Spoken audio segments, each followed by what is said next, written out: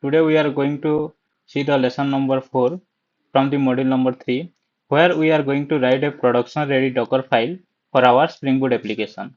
First of all, we will create a Spring Boot application, a simple Spring Boot application only. User service, assume that this is our project, there src, then target, jar file should be there, then pom.xml. Then in the root folder only, we have to create the Docker file. This should be our project structure. So let's create a project. Let's create a simple starter project and we'll give the name as user service. Next, we will add only Spring Web dependency for now. Let's finish. Here you can see our project has been created and this contains only one main file. Now according to the project structure, our Docker file should present in this root folder, right? File will give the Docker file name without any extension. You can see the Docker file has been created. Now let's put some content inside this, which we already discussed. All of this line I have already explained. Today I am going to revise it one more time. A Docker file has been created, but this jar file we didn't create yet, right? This jar file is your service jar file, so it should be inside the target folder. First of all, we have to create the jar file. To how to create jar file, just right click and run as. Inside the call, we have to give clean package. Then we'll run this one. So it will create the jar file. Build has been success. Now we'll check whether this target file having the jar file or not. We'll refresh the project. And now you can see we have the jar file. User service 001 snapshot of jar. Right? Let's try to understand one more time what each line is saying. This line from Eclipse Tamarind 21 JDK. So this is called the base image. Basically, it is saying start a Linux machine which contains JDK 21. This is basically to prepare for base for this image. Instead of creating an operating system from scratch, Docker download the existing one. So this thing is going to be downloaded by the Docker. The image will come from the Docker hub. Which image? Java 21 to our application. If you think what are the important things it's carry with it, the things which carry by this one is the Linux machine, a JVM, and a Java 21 version. Because if these things are not available, we can't run our application, Java application. This line means create app folder and make this as a current working directory. This is going to create the app folder inside the container. If we don't mention this working directory every time we are giving any command to copy or doing some operation inside the folder, we have to mention this folder again and again. And this line, we have created this one in target folder. Copy this jar file into the app.jar. Means app.jar is the application name. Basically, it is saying copy user service to app.jar. This is the name we have given for our application inside the Docker. Expose port means this is just like inside our application how we are mapping server.port equal to 80. Same thing you can understood here. This is going to listen via the 8080 port. But this is inside the container. To expose in our local machine, we still need /p and the port number. We have discussed about this one earlier. And the last one, this command is used to execute our application. App.jar is there, right? This app and this app is same. Here we are providing the name of the application and this is a command to run that. These lines are explaining what will happen during the building. First of all, it will download Java image. From the first line you can see download Java image. Then next it will do create a folder called apps.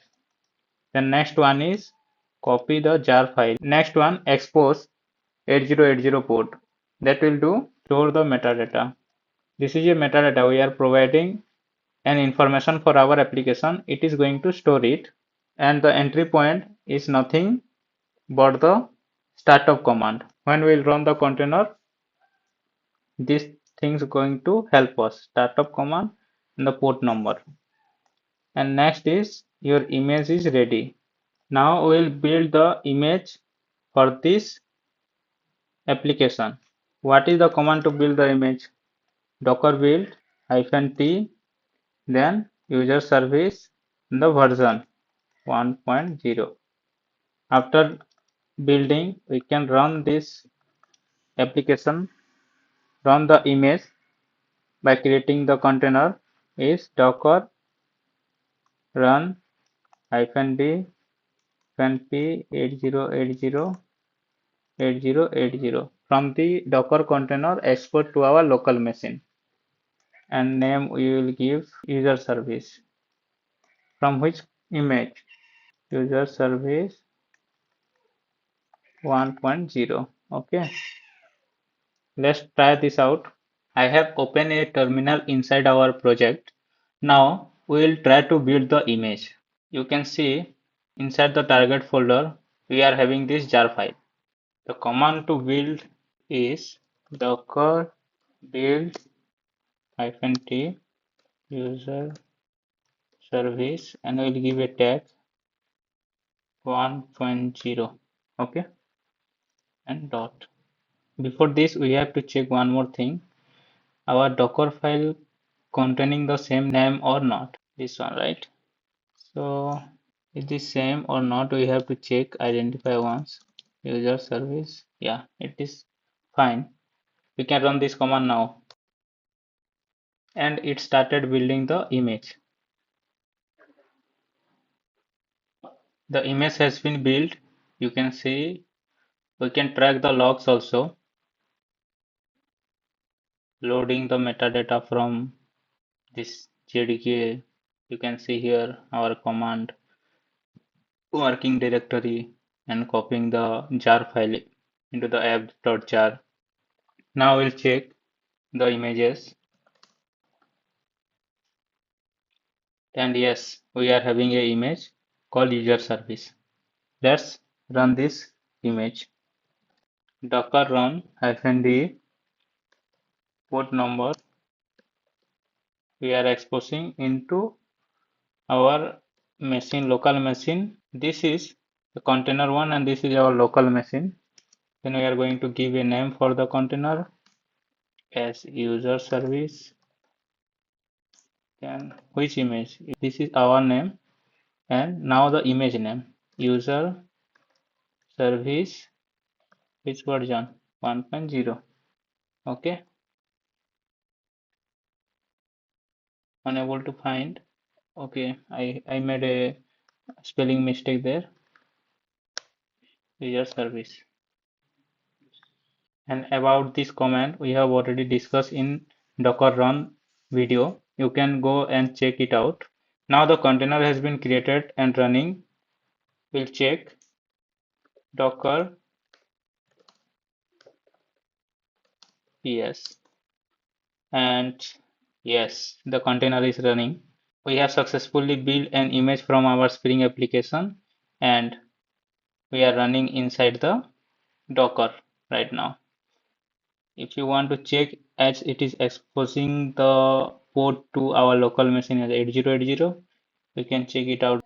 Most of the companies don't use from OpenJDK. Instead of that, they will use whatever we have used, Eclipse, Temurin, 21 JDK, or even smaller file, Eclipse in 21 JRE.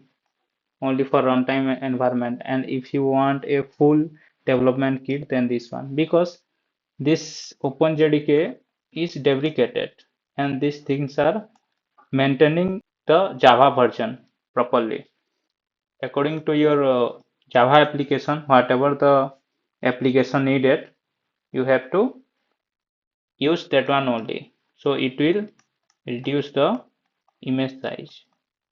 Okay, so the steps to create a Spring Boot application image: first you have to build the jar. Next, this is step number one. Step number two, Docker file. You must have to create a Docker file in the root folder. Then third, build the image. After that, you can safely run image or create the container. Okay. One more thing you may notice there, after creating the jar file, whenever we are creating the jar file name is like user service 0.0.1 some snapshot like this, right? So you have to mention this name inside the Docker file. If you mention like user service dot jar, then building image will be fail because it is not able to find this image, right? So you have to look at the jar file name and you have and put it properly, and whatever you are exposing the port, right? So expose port is there.